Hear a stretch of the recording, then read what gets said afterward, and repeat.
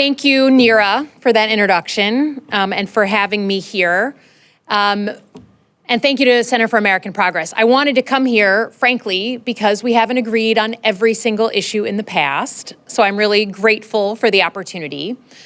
It is a coincidence of scheduling that I find myself giving this talk a few days after the United States took military action in Iran, 2 days after the elections in New York, and the day before the Senate likely votes on President Trump's big, beautiful bill. But all of that helps clarify why I feel the need to do this speech in the first place. Put plainly, as a CIA officer and Pentagon official by training, I believe that the single greatest security threat to the United States is not coming from abroad. It's the shrinking middle class here at home. I believe deep in my bones that if we lose our middle class, and by association, the American dream, we will lose our democracy and eventually our country. This is the existential threat. As a national security professional, what do you do when there's an existential threat to your country? You get to work on a war plan. You face up to what's not working, you change course, and you ruthlessly pursue the economic security that's critical to our survival. So in short, leaders have a responsibility to respond, to chart a path forward, and to not just complain from the sidelines. Earlier this year, I had the opportunity to give the rebuttal to the State of the Union. I said that most Americans share 3 core priorities: a strong economy, a strong national security, and a resilient democracy. Those are 3 of our most basic tenets as Americans.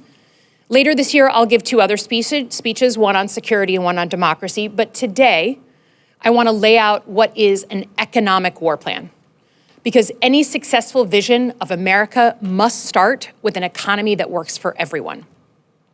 Okay, so back during my war planning days at the Pentagon, the first thing we did was lay out the specific problem we are trying to solve. The middle class is shrinking. That's not a political statement, that's a fact. In the years after World War II, the middle class exploded. But over the last 50 years, the share of Americans in the middle class has fallen by nearly 20%. And the total wealth and power held by the middle class has been cut in half. Add to this inflation, and it is clear why people are frustrated. In 2025, money and opportunity is skewed towards those who already have it, not those who are striving for it. Middle-class families, blue-collar folks, young people, we all can feel that something is off. We're all questioning whether the American dream will be an American reality for us and for our kids. This core issue unites all of us, moderates, progressives, and everything in between. And that unity is critical if we ever hope to succeed in a plan. Things aren't off because Americans have stopped working hard. It's because government hasn't lived up to its side of the great American deal.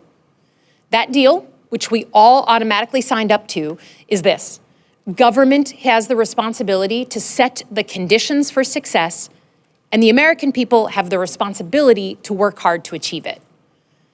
That deal is failing because politicians from both parties strayed from ruthlessly expanding the middle class. They've been lured by special interests, their own re-elections, and niche issues that have more to do with themselves. And it's been compounded by the bitter fighting that goes on every day between Democrats and Republicans. The result being, even as the economy has changed a lot since World War II, our government has not kept up. The things you need to succeed, your job, your school, your healthcare, are outdated and broken. And if the election in November told us anything, it's that it's not just Trump voters who are frustrated with the government. It's Americans across the board. As a senator from Michigan who just won on the same ballot as President Trump, I've seen this frustration firsthand. Michigan literally invented the middle class, the very basic idea that you could work at an auto plant and afford the car you were building. But today, Michigan is also a place where people feel like it's harder and harder to get in and stay in the middle class. Let's take my town of Holly, Michigan. It's full of people who aren't doing as well as their parents and their grandparents. They can't provide for their kids what was provided to them. Dad worked at the Ford engine plant and could afford a fishing cabin up north, but his son can't afford one. Dad could take his kids to Disneyland, but the son can't take his kids on vacation. Down the street from Holly is Flint, Michigan, where it's gotten harder to get in the middle class in the first place. And this is the thing that many Democrats have, quite frankly, lost touch with. When you can't provide for your kids, you feel anger, you feel shame, you lose your dignity, and you look for something or someone to blame. That anger, that suspicion among Americans, that right there is what I mean by an existential threat. Because in a multiracial, multi-ethnic democracy like ours, when people don't feel like they can get ahead, when the system is rigged against them, they start blaming people who don't look like them, or who sound different, or who pray different. It's how we begin to tear each other apart from the inside. So in order to attack that threat, we need to get government back to the basics of what it was designed to do. And to me, those fundamentals are the following: jobs that pay enough to save every month, schools that prepare kids for those jobs, a home you can call your own, safety and security from fear, energy to power our lives and an environment to pass on to our kids, and healthcare you can actually afford. This economic war plan aims not just to fix these systems or nibble around at the margins, but to rebuild them. And as a Democrat, if we have to slaughter some sacred cows to do it, then so be it. Okay, so let's get to it. At the Pentagon, once you identify the problem you're trying to solve, you lay out how you're going to attack it. For this economic war plan, there are 5 lines of effort we should pursue. First, jobs. We need to help every American who is willing to work for it achieve economic security. Imagine the middle class is like a ship at sea. For the better part of 30 years, it's been taking on water as the middle class has shrunk, and now it's about to hit a Category 5 hurricane in the form of artificial intelligence. Artificial intelligence has the potential to change our economy more than the internet did. Think about that. Productivity will go up and jobs will be gained, but jobs will also be lost. And that's going to start with entry-level jobs where college graduates cut their teeth. The skilled trades, plumbers, electricians may be more resilient. Jobs like nursing or teaching, where people skills are really, really important, might be safer as well. But jobs where you're summarizing information, like a brand new paralegal or an accountant, will be more at risk. Certainly in the Midwest, we're used to being the first to go when it comes to economic change. Bad trade deals, automation. This time, we may not be first on the list, but change is coming and we need to get our ass in gear. So any discussion of jobs needs to focus on job creation for the middle class. That starts with supporting small businesses. Small businesses employ nearly half the private workforce in America. So if we want to grow the middle class, we need to radically realign policy to support small businesses. We need to invest more in helping businesses get off the ground and grow their operations in America. And we need to give entrepreneurs back their time, simplifying taxes, licensing, patents, and regulations that distract from creating more jobs. The flip side of this is the first sacred cow I want to slaughter. Too often, Democrats fail to make the distinction between small businesses and the largest multinational corporations. And because of that, many Americans hear us as plainly anti-business. And while we're on the subject, too often as Democrats, we have the habit of vilifying success. Yes, we want everyone in America, including the President of the United States, to play by the same set of rules. Yes, we need a fair tax code to ensure all Americans are paying their fair share, but this is America. No matter who you are or where you come from, Black, white, Latino, first generation, if you play by the rules, we want you to be wildly successful. Next, on job creation, we need to get serious about bringing our critical supply chains home. We need an aggressive 10-year plan that prevents any foreign nation from having a veto over America's national security. That's what we call good old-fashioned industrial policy, because we need to answer one single question. What critical items should we always make, at least in part, in the United States? Things like military hardware, of course, but food, pharmaceuticals, items like microchips that millions of Americans depend on. We're never again gonna make Rubik's Cubes and ladies' razors here in America. That's fine, we're good. But it's not fine for China to have control over rare earth minerals or batteries that our auto industry depends on. is not fine if a single pharmaceutical plant going down in India means a shortage in cancer drugs in Michigan. To make sure these critical products are made at home, we need to use a combination of tools. Targeted tariffs, yes, and a shared plan where we tag team with our allies and partners, also incentives. But to be clear, sloppy and chaotic tariffs are not a substitute for an actual plan. Finally, if you really want to deal with the economy, we must acknowledge that our immigration system is broken. It's not working for anybody, not our employers, not our border officials, and not the immigrants themselves, who are simply looking to live the American dream the same way my family did. We need an immigration plan that is keyed to our economy. Immigrants fill critical labor shortages on our farms, in our factories, in our hospitals, and in our firms. And in Michigan alone, 1 out of 4 small businesses are owned by immigrants. So we need a system that brings legal, vetted immigrants into our country. That means talking directly to employers, setting up a completely new system that automatically sets visa caps at the needs of the workforce. Some years, we're gonna need more workers. Some years, less. And no immigration plan exists without a clear plan on border security. As a former CIA officer, every country in the world deserves to know who and what is coming across its borders, and no one should be here illegally. As a border state, Michigan lives this every day. But both parties have been a mess on this issue. Republicans think border security should substitute for an immigration policy and are rounding up people in a way that goes against American values. And Democrats are scared to impose real rules. So let me slaughter another sacred cow. We need to move past this talking point on comprehensive immigration reform. For the past 20 years, politicians in both parties have abandoned immigration deals, either because they were not perfect or because they preferred to use immigration as political ammo. We need big, bold change to fix a broken system. But at this point, that can be in one bill or spread across 5 bills. I will work with any adults I can find who are actually interested in making some kind of progress on immigration. But it doesn't matter how many jobs we create if those jobs don't pay enough to allow you to save every month and make it to the middle class. All across the country, people are working 2 or more jobs just to make ends meet. We need an economy where every American can do 1 job, full-time, good benefits, and live a stable life. As workers increase their productivity, employers should make sure that they share in the wealth of the good years. And there should be consequences for corporations if they don't. If a global company is paying its full-time workers so little that they need federal benefits like Medicaid or food stamps, that's not a living wage. And that company should lose eligibility for tax incentives. The government shouldn't give big tax breaks to big companies and then have to pay again to keep their employees from going hungry. That's double dipping. It makes the taxpayer pay twice for corporate greed, and it's got to stop.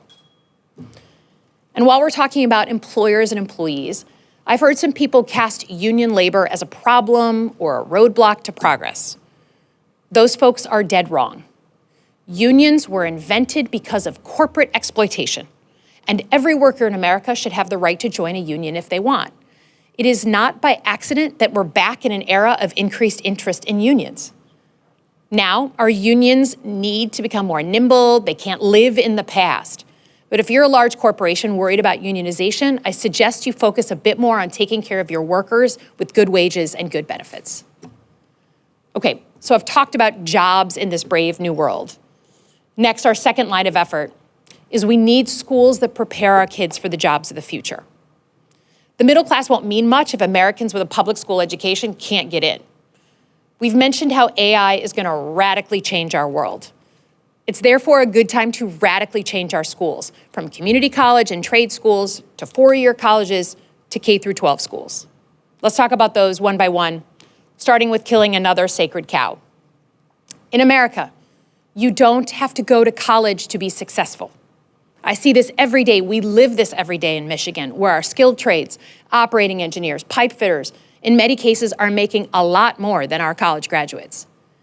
Making a living using your hands is a worthy path. Some Democrats give that lip service, but it's time to put our money where our mouth is. We need to invest heavily in certification programs, community colleges, trade schools, and apprenticeships.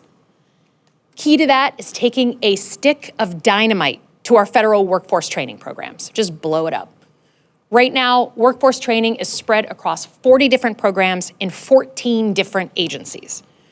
We have to align all those programs around one goal: training and retraining people for a future economy. In that future economy, four-year colleges and universities will still play an important role. We want America to be the world's leader in research and development. America should be the country inventing the next GPS or the cure for cancer and spin off 1 million different businesses in the process. And by the way, if we don't, China will. So we need to do the opposite of what President Trump is doing and strategically invest in university research. But if we're going to do that, we have to hold our universities to their end of the bargain and keep their education accessible.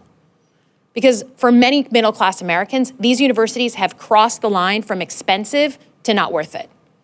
That means guardrails on costs and student loans to make college more affordable. Now, all of this starts with K through 12 education. Let's state the obvious. We need to recruit and pay teachers better. We need to reduce class sizes. We need to drastically update our curriculum, especially in science and math. And we need to thoughtfully introduce AI into schools, balancing the need to prepare young people with the need to develop good old-fashioned critical thinking skills. But as we increase technology in schools, we also have to acknowledge where technology is already harming our kids. Too many students are lagging in the people and problem-solving skills that will be even more valuable in the future economy, and that's largely because of social media and cell phones. To that end, we should ban cell phones in every K through 12 classroom in America. Congress and the courts should hold social media companies accountable for using algorithms that get our kids addicted to extreme content. Rules of the road for AI are absolutely vital.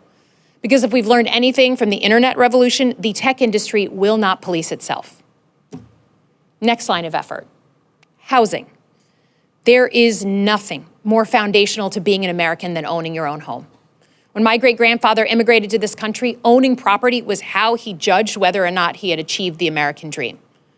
But today, that dream is even less affordable than ever. In 2005, price of a new home was $140,000 on average. Today, it's over $500,000. Problem started in the 2008 recession. Builders stopped building so many homes. Decade later, COVID hits. Everyone wants to move, spurring demand. Add inflation to that and voila. Americans of all stripes can't buy their first home or a bigger home for their growing families. Today, the average American doesn't buy their first home until they're 40, and if they're lucky. That is not a good story. But there's something we can do. We need to declare a housing emergency and spur the building of about 4 million homes to catch up with need. If our political system was healthier, we would be obsessively talking about this issue every day. But we're not.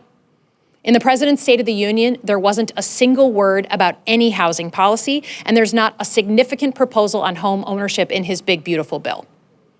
The single biggest thing holding us back is overlapping and outdated housing regulations. Seems wonky, but individual rules may have been enacted for good reason, with good intentions, but when they pile on top of each other, those rules make it nearly impossible to build homes, especially the single-family homes for the middle class.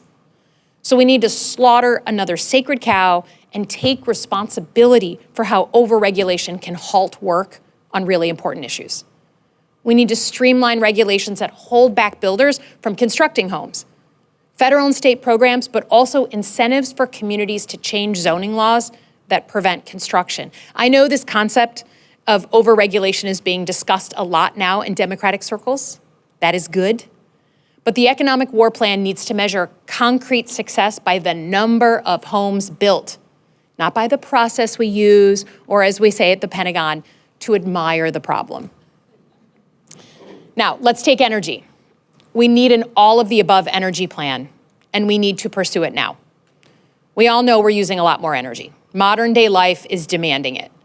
But in the last 3 years, electricity prices have risen by 13%, faster than inflation. It's a crisis that is sparing no one, and I hear about it constantly back home. and AI is only going to make a spike in demand. If we don't plan now, in a matter of years, we're going to see things like rolling brownouts and blackouts because we don't have enough energy, and more Americans simply won't be able to afford their utility bills. What's the point of having a house if you can't keep the lights on? What we need is not a renewable plan or a fossil fuel plan. It's an all-of-the-above energy plan. Natural gas, since it's not feasible to meet growing demand without it, but also other forms, nuclear, batteries, renewables like wind, solar, and hydropower, and all the new stuff that's still in development, from fusion to biofuels. We need it all. And anyone who tells you that we should scrap certain types of energy because it's woke doesn't actually give a crap about your costs. They care more about scoring political points and funding, frankly, their own reelection. Last, climate change is upon us. Even my Republican colleagues will admit that behind closed doors. And we need to expand the coalition of citizens working to mitigate climate change. But here I need to slaughter another sacred cow. The way some Democrats approach climate change is elitist. You're either with us or against us. In the 2000s, climate change was a theoretical thing, but today it's here in the form of extreme weather that is disproportionately hitting middle-class pocketbooks. By continuing to use climate change as a purity test, we're excluding people who are now inclined to join the cause. We need to meet people where they are. People get that extreme weather is a pocketbook issue. Let's start from there and try and bring as many Americans into the cause as we can. Finally, the last line of effort is healthcare. Few things are as fundamental to providing for the life and health of your family. But there are few systems as broken as healthcare in 2025 America. The whole country knows that our healthcare system is not working for anyone, not for the doctors and nurses, not for the admin staff who work in the system, and definitely not the patients. Is there a single American who thinks that healthcare is working well? I know this issue better than most. When my mother was diagnosed with ovarian cancer, she did not have insurance. She had let it lapse after she couldn't afford it. And while she was fighting for her life, we were fighting the insurance companies just to get her care. In the most powerful country in the world, all people deserve access to care. It's a core reason I ran for office. Tomorrow, President Trump and the Republicans are going to try and finish the job they started during Trump's first term, cutting your health care. This time around, they're trying to hide it. They know it's not popular, but the result is this. Every single American is at risk of either losing their health insurance or having the price of their health care go up by January 1. Keep book on that. And it begs the question, what should we be for on health care? Put me down as a supporter of a true public option. That means any American at any age has the ability to buy into a nationwide public insurance plan. You want to stay on your private insurance? No problem. But if you want to leave your job, move between states, start your own business, or retire early, there's a reasonable option that's there for you at a reasonable price. Now, don't let anyone tell you that this plan would be incremental. It would change the face of healthcare in America. And that's good because at this point, we are at a breaking point. Because the life and health of your mom or your kid, there is nothing you won't do. And elected leaders ignore that anger at their peril. Then we need to take a literal battle axe to the whole way we do prescription drug pricing. Just destroy it. It's also broken. Americans should always be the place where we invent the new miracle drug. But in the system that we have, drug companies and a million middlemen in between jack up the prices however they want. And the treatments and cures only work if you can afford them. Democrats made some progress on this issue in the last few years, but it's not enough. Medicare and a new public insurance plan should have the ability to negotiate prices for all drugs. This is the Costco model, right? And every American understands the Costco model. You buy in bulk and you get a cheaper per unit price. We also need a little sunlight and a little transparency on prescription drug pricing. There is no other product in your life where you don't get to know the price until you hit the register. That's crazy, and it is purposely done. Which leads me to my final point. We have to go after special interests that keep our healthcare prices high. In my 6 years in Congress, I have seen no issue more influenced by lobbyists and political donations than healthcare. If you want to know why all Americans are furious about the price of healthcare and nothing ever changes, it's because of this very ugly reality. Lobbyists and corporate PACs donate a lot of money, and then members of Congress feel beholden to protect those industries.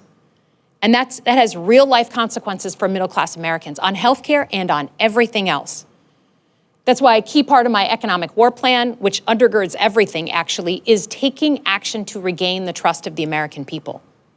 We need a full-on ban of corporate PAC money. I am one of 6 senators who has never taken corporate PAC checks, 6 out of 100. Beyond that, we also need to ban members of Congress from trading stocks and cryptocurrencies so Americans know politicians aren't personally profiting from their access. The middle class doesn't have a lobbyist, they don't have a super PAC, they don't have a corporate PAC, but they should have the Democratic Party. You want to refocus elected leaders, both Democrats and Republicans, on middle class issues, own up to the role that money plays in politics and gut it. None of this is radical. This is getting back to basics. And as we know from sports, if you can't get the basics right, no one cares about your trick plays. So that's my vision for getting back to basics, the economic war plan for America. Frankly, it's what most Americans want their government to be focused on. And it's how government can hold up their end of the great economic bargain. Government sets the conditions for success, and the American people work hard to achieve it. Look, I know this is a fractious time in our economy and in Washington. It seems like we can't move forward. Democrats are stuck playing constant defense against what's coming out of the White House. But defense is simply not enough. No team in history, on the field or in Washington, D.C., ever won a damn game without going on the offense. We need to offer a different vision and demonstrate an affirmative, positive plan for the country. That's our responsibility and what this moment demands of us. And given the stakes, the existential threat of a shrinking middle class, an economic war plan is what I know how to do. We need to treat the moment with the seriousness it deserves and be relentless in protecting the country we all love. Thanks for having me.